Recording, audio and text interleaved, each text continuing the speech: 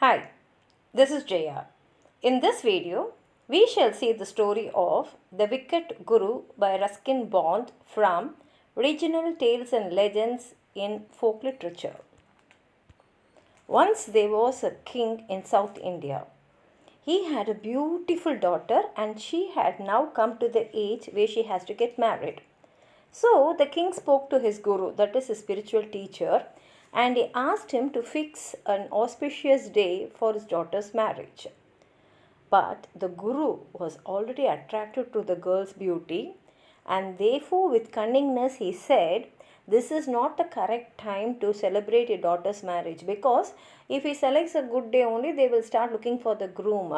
And he said, "This is not the correct time," means you will not get the correct person. It will only bring bad for both of you. So, what you have to do is, you have to first decorate her with 36 ornaments, that is richest ornaments, valuable ones, and then dress her in the finest of her garments like a real bride. And then you have to cover her with flowers and sprinkle all perfumes, and then set her in a very big spacious box and leave the box to float on the waters of the ocean. Therefore, she'll be wearing all the jewels, she'll be dressed like a bride, and she'll also be having lots of flowers and perfumes, which is really a very attractive sight for any man. And that was a time when it was Dharapura Yuga, that is the third age of the world. And in that age, if a guru says, you have to obey, you should not disobey. So, whatever the guru said, even though the king was so sad because he knows if he is going to allow his daughter to float in a box in the ocean, she is lost forever. But he and his men, they make whatever the king says, the guru says, and they allow the girl to float. And then he tells the guru, "Please stay here and comfort me because I am very sad." But the guru said, "No, no, no. I have to go immediately to my sacred seat and I have to go to my home. And that home will take for at least 3 days for him to travel and reach. And we already know what is in the mind of the guru." So the guru says, "No, no, I cannot waste my time here. I have to go." And he reaches his home fast. And once he reaches the home, he stacks the whole home with gold, pearl, silver, coral, and all the fabrics, finest fabrics, which any women will get delighted if they see. And then he has nearly 360 disciples. He calls all of them and he says, "Now, my children, go and search all over the ocean. And in that ocean, whoever finds a large box, bring it here to me. And till then, do not come to me again. That is, you have to give me the box, and then you have to leave. And you should come back only when I ask you to come back." And again, this is a rule where you have to obey whatever your guru says. So immediately all his children, his disciples, they go scattered in different directions. There are 360 disciples. They all go in different directions. And now this king, that is the father of the girl, in his neighboring country, there is another king, and this king comes for hunting. And he comes near a seashore. And there he sees a bear and he hurts a bear in its leg. Now the wounded bear limps about, and now it is about to attack the king because it's so very angry that its leg is hurt. So the king also wants to save his men. So when he looks around, he sees the sea.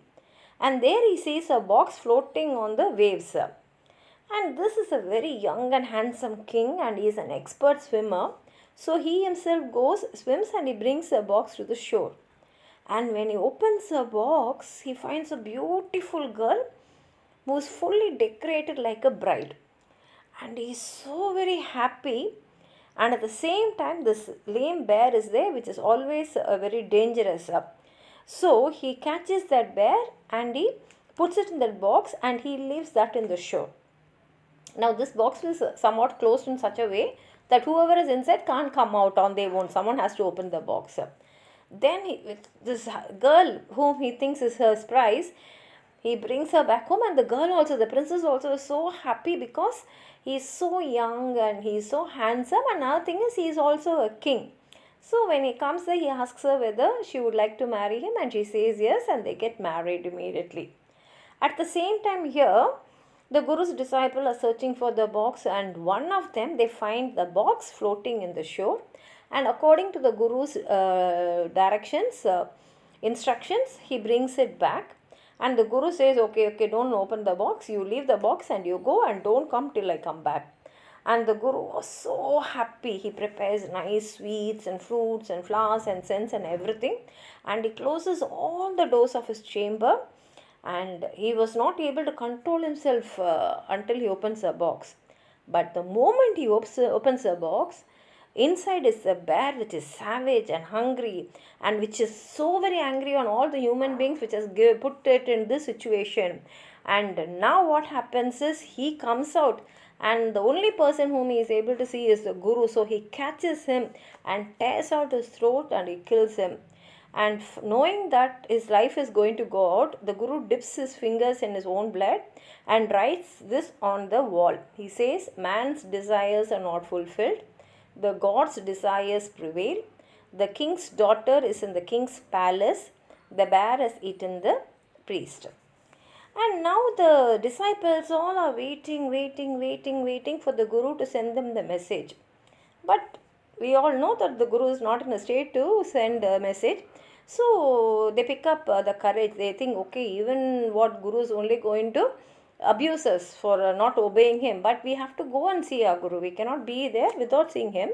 So they all join together and they go to the house, but they are not able to enter because the door is locked inside. The Guru had locked all the windows and doors. So they break open his chamber door, and there they find his body. And they don't know how the Guru is murdered. Now the king, they go and inform the king.